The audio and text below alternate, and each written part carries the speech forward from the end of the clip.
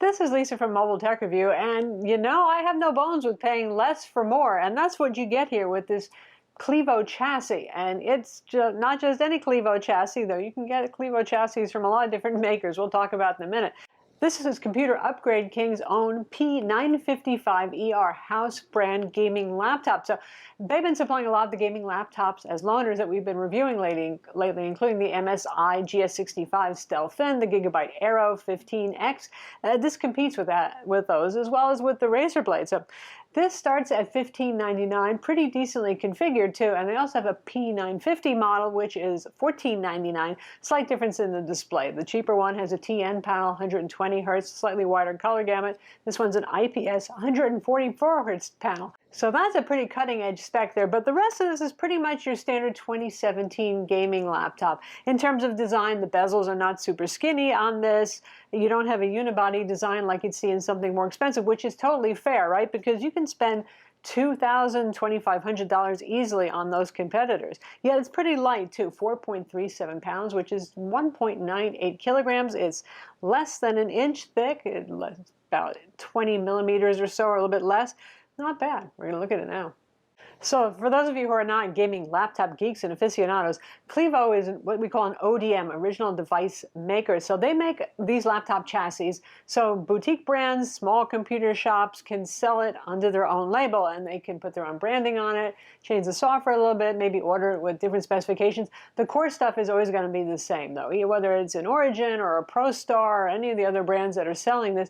The keyboard, the chassis, the Core i7-8750H CPU, the NVIDIA GTX 1070 Max-Q are going to be the same. The hard drive, the SSD can vary on it, the RAM capacity will vary. You get the idea there. And our model has a 15.6-inch IPS 144 Hz display. Like I said, it's actually the same exact LG panel model that's used in the Razer Blade 15. But clearly, when Clevo is sourcing these, they probably are saying, we'll take the ones that didn't rank quite as well, because it doesn't look as good as the Razer Blade 15 that we have in-house, and the metrics aren't quite as good either. I mean, it's not a terrible display, but it just doesn't have that, wow, the Razer Blade really looks nice when you look at it. And this one looks like, yeah, it's a decent gaming laptop display. You can see the metrics on screen, and it's all fairly respectable stuff. You've got nearly full sRGB coverage there. The black levels on our unit were particularly poor, which means the blacks don't get really black. They're kind of like a gray, dark gray color instead, which influences the way the panel is going to look. In terms of light bleed, that's not bad at all. So for all the core specs, you can see those on screen right now. Again, Core i7 all the way, Intel 8th generation, 45 watts, 6-core CPU inside, which is the current par for the cores for gaming laptops and higher-end mobile workstations. Has 2 RAM slots, a maximum of 32 gigs of RAM. You have an M.2 SSD slot compatible with NVMe SSDs, and that's how Computer Upgrade King equips it. And there's a hard drive bay as well, which you can get with a 5400 or a 7200 RPM hard drive. It has Intel 9560 AC Wi-Fi, which is nice. It's a little bit bump up from the lower end current generation Wi-Fi card. That's gigabit Wi-Fi, and you've got Realtek gigabit Ethernet on board as well, a full set of ports. You get USB-C here, Gen 2, but not Thunderbolt 3. And for this price, yeah, it's pretty fair. The keyboard is RGB backlit. It is zone backlit. It's not per key, not each individual key. Again, at this price, it's fine. This is sort of, you know, if you think of the MSI Stealth Pro, not the Stealth Thin, but the Stealth Pro that was available last year, it competes with that. In some ways, it's really more of a direct competitor with the Asus ROG Zephyrus GM501, because that one kind of goes with the last year chassis thing where you still have a hard drive bay, you have the bigger bezels, you're getting the idea there, you get the zone backlit sort of keyboard. As the keyboard goes, it's actually pretty nice. It has a good amount of travel and fairly nice tactile feel. I have no complaints about it. And the 2 dedicated buttons on the trackpad, I always appreciate those, and the trackpad actually works pretty well too. Speakers on this are actually pretty decent. You get Sound Blaster X Pro Gaming 360-degree surround sound if you plug in external speakers, obviously. You have separate mic and headphone jacks, and it supports SPDIF optical out for those of you who are into that for high-end audio out. Nicer than average, actually, for audio quality. The benchmarks are exactly where we would expect them to be and pretty much match the competitors that I've mentioned. So performance here is good. Cooling, Not so much when you're gaming. Otherwise, no. But when you're gaming, boy, the underside will get hot. But then these very thin and light gaming laptops, that is not unusual, actually. But the core temperatures were some of the highest. The Gigabyte Aero, the MSI GS65, the Razer Blade, actually their core temperatures were a little bit cooler doing the same task, be it a Firestrike test or playing Far Cry 5 of some game. So we were pushing right at the 100-degree centigrade maximum thermal allowable on this really very easily. Now there are a bunch of fan profiles that you can try, and you might just want to go with the max fan. The default max Q setting is actually more aggressive than the auto fan setting. Go figure. Usually max Q means the quieter setting, so that's the default on it. But you might want to actually change your fan curves and bring it up higher because that will be more effective. Also, you might want to consider undervolting using Intel XTU or throttle stop. Go for a negative 130 millivolts. Should be pretty stable and can help with a couple of degrees there. And also, because this is very easy to open up, you might want to consider repasting it because these Clevo chassis typically don't use particularly high-end thermal paste. That could help some too, because it definitely needs a little help. Even putting it on a laptop cooler, a passive one without fans built in, didn't help a whole lot. In terms of noise, well, if you have those fans set high, you will hear it as a lot of air moving, which is par for the course for a gaming laptop, but not really bad in any way, and not whining, not squealing, no annoying sounds, if you know what I mean. It's not like the previous generation Razer Blade 14, which really could make some pretty annoying high-pitched sounds. So I have no issues with that, but you probably would want to use headphones when gaming if you're setting it to max fans. The chassis on this is good quality. It's not exceptional unibody, fancy pants looking, cutting edge kind of stuff here. It's pretty plain looking, but not offensive either. And it uses aluminum panels for the top, for the keyboard deck, and even on the underside. It's decent enough. There's no creaks. It's fine. Yeah. Now, battery life on this is, again, going to be like your typical 2017 situation with thin and light gaming laptops. Gets thin and light by reducing battery size, basically. So they maintain the space for the hard drive bay, which is a handy thing because gamers do tend to install games that are typically 50 gigabytes sometimes in size a piece, but you only have a 55 watt-hour battery.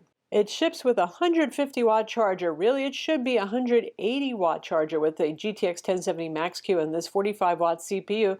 So, yeah, it might actually drain a little bit when you're really seriously gaming. With that 55 watt-hour battery, well, you know, for average productivity use, we're not talking gaming here, you're going to maybe get 4 hours, and that's about it. Obviously, it'll be less when you're gaming, but like all current generation laptops, it also steps down the CPU and the GPU. Pretty hard to actually stop it from doing that, so it's not going to run at full throttle. That's not its fault. That's just the way the platform works these days. But yeah. So battery life, this is not long battery life. If you're looking for something with longer battery life, it's back to some more expensive products like the MSI GS65 Stealth Fin or the Razer Blade 15 or perhaps a Dell XPS 15. If you're not really looking for hardcore, though I think this really is, for those of you who are looking for some pretty hardcore performance with that Core i7 and with the GTX 1070 Max-Q, this is going to run circles around something like a Dell XPS 15 9570 current generation that only has a GTX 1050 Ti Max-Q inside. This has the chops to play most current demanding games at around 100 frames per second on high at 1080p. So it's good stuff in terms of that. So to take the bottom cover off is pretty easy. Just undo all of the Phillips head screws. They're all readily visible, and then pull off the cover right here, and this is what the underside of the cover looks like. It's metal with some plastic reinforcement and insulation around the edges. And there's our 55 watt-hour battery. Doesn't take up a whole lot of space, does it? Here's our M.2 SSD slot. And again, Computer Upgrade King will sell to you with a variety of capacities of SSD for your boot drive right here, and hard drives too, and that's the hard drive caddy, obviously. We didn't get a hard drive with this model. You've got your Wi-Fi card right there, the Intel 9560 AC, 2 RAM slots, and that comes with DDR4 2666 megahertz RAM, so a maximum of 32 gigs is possible here. And you can see we have a 3-fan design going on, which should be pretty good. And I like to see partial isolation of the CPU and the GPU cooling system so that they don't pollute each other with heat. But still, like I said, those core temperatures for the CPU are pretty darn toasty. But as you can see, it's pretty easy to access everything right here. If you want to take off your heatsink and repaste it, what have you, you can do that. Now, discerning eyes might have noticed on the cover there's actually a little nano SIM card slot holder.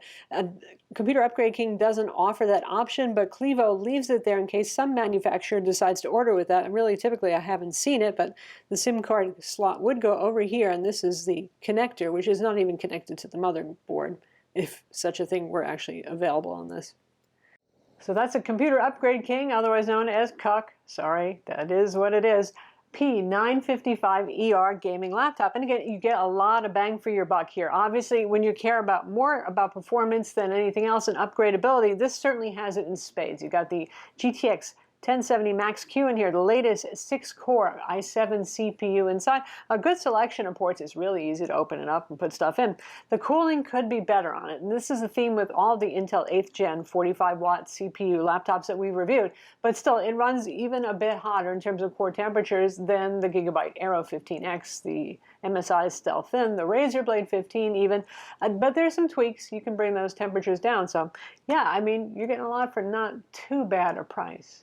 I'm Lisa from Mobile Tech Review. Be sure to subscribe to our YouTube channel for more cool tech videos, and thumbs up if you like this vid.